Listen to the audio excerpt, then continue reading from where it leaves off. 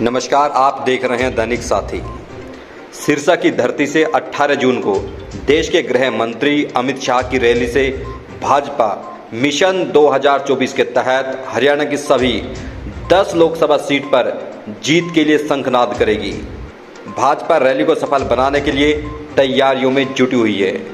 30 जून तक महाजनसंपर्क अभियान के तहत हरियाणा की सभी 10 लोकसभा सीटों पर बड़ी रैलियां की जानी हैं।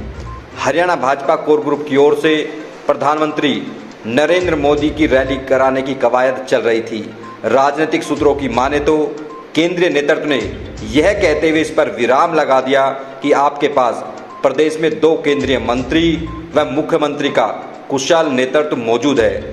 इसी को देखते हुए हरियाणा के गुरुग्राम में हरियाणा भाजपा के सभी लोकसभा सांसद व राज्यसभा सांसदों की बैठक आयोजित की गई। इसमें मुख्यमंत्री मनोहर लाल खट्टर, प्रदेश अध्यक्ष ओपी धनखड़ व प्रदेश प्रभारी विप्लव देव भी मौजूद रहे। ऐसे में जिस तरह से केंद्रीय नेतृत्व की ओर से इशारा किया गया है, केंद्रीय राज्य मंत्री राव इंद्रजीत सिंह को केंद्रीय नेतृत्व आने वाले दिनों में और ज्यादा तरजीह देता हुआ दिखाई देगा। अर्थात लोकसभा हो या फिर विधानसभा चुनाव, केंद्रीय राज्य मंत्री राव इंद्रजीत सिंह की पसंद को तवज्जो दी जाएगी। केंद्रीय नेतृत्व की ओर से तो फिलहाल यही मैसेज दिया गया है।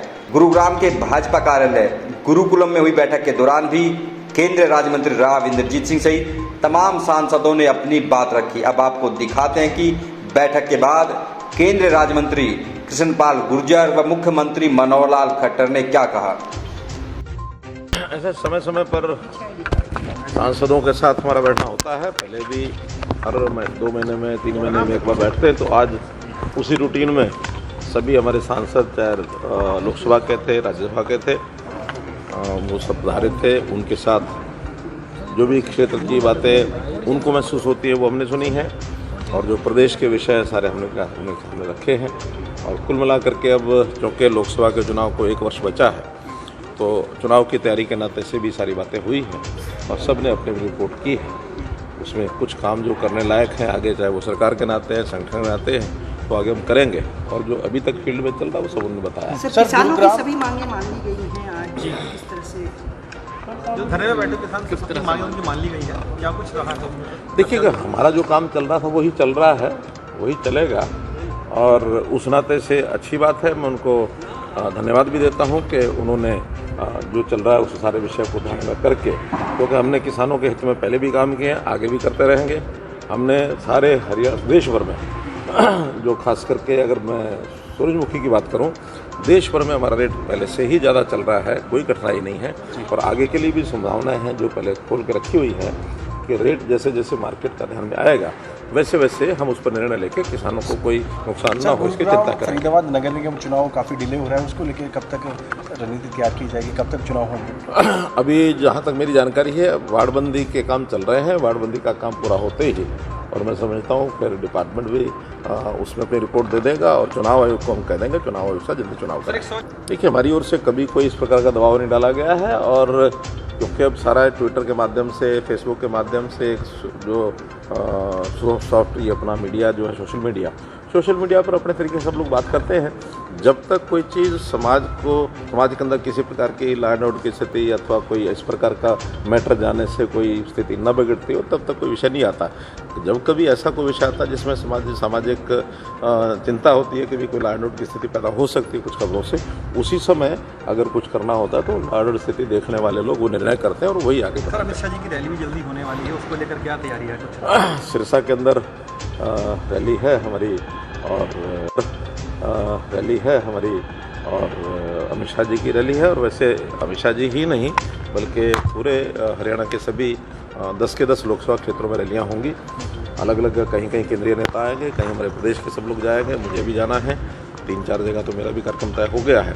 लेकिन 30 जून तक 10 की 10 लोकसभा रैलियाँ, ये हमारा जो अभियान है इस समय 1 महीने का जो चल रहा है, खास करके लोकसभा के चुनाव को ध्यान में रखते हुए उसकी तैयारी के नाते से। क्या माना जाए कि बीजेपी पूरी चुनावी मोड में आ गई है?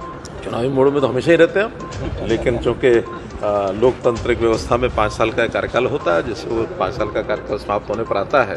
न केवल बीजेपी बल्कि बाकी पार्टियां भी उस नाते से अपना रोल करती हैं, ऐसे भी कर रहे हैं। हमने अपनी तैयारी पूरी की है। हमारी तैयारी संगठनात्मक तौर पर बहुत बेहतर है, बाकी सबसे अच्छी है। नेतृत्व के नीचे लेवल तक, न केवल बूथ तक बल्कि बूथ में आगे पन्ना प्रमुखों तक भी पार्टी ने अपनी सारी व्यवस्था की है और पार्टी के लोग पूरा मेहनत से जोरदार ढंग से लगे हुए नीचे तक का काम कर रहे हैं। रेस्टोरेंट को लेकर था जिस तरह की उन्होंने मांग रखी कि 15 तारीख का समय दिया था और जो जिस तरह की मांग ये लगातार रखा हमारे केंद्र सरकार के लोग उनके साथ तालमेल बिठाए हुए, मुझे लगता है वो जल्दी ठीक हो जाएगा। थैंक यू 20 जून तक जो पूरे देश में भारतीय जनता पार्टी का महासंपर्क अभियान चल रहा है, हर लोकसभा क्षेत्र में रैली होनी है, लाभार्थियों के सम्मेलन होने हैं, व्यापारियों बुद्धिजीवियों की सम्मेलन होने हैं, 1000 नए परिवारों के साथ मिलना है। तो ये तमाम काम जो 1 महीने तक लगातार ये चलना है, उस बारे में विस्तार से चर्चा हुई है और रैलियां का स्थान, समय, डेट सब तय हुए हैं। तो इस सब को लेके महासंपर्क अभियान को लेके आज सब सांसदों के साथ चर्चा हुई। कहाँ बड़ी रैली होगी हरियाणा में? नहीं, हर लोकसभा क्षेत्र में रैली होगी, अच्छी प्रभावी रैली होगी, बड़ी रैली होगी और कुछ केंद्र से भी नेता आएंगे और कुछ में हमारे प्रभारी जी और मुख्यमंत्री जी शिरकत करेंगे। सर जी, क्या इस बात को लेकर भी चर्चा हुई है कि जो राजनीतिक हालात अभी हरियाणा में बने हुए हैं, चाहे रेसलर्स को लेकर हो या जेजेपी को लेकर हो, क्या उनको भी कुछ चर्चा हुई है? सिर्फ महासंपर्क अभियान पर ही चर्चा केंद्रित रही है।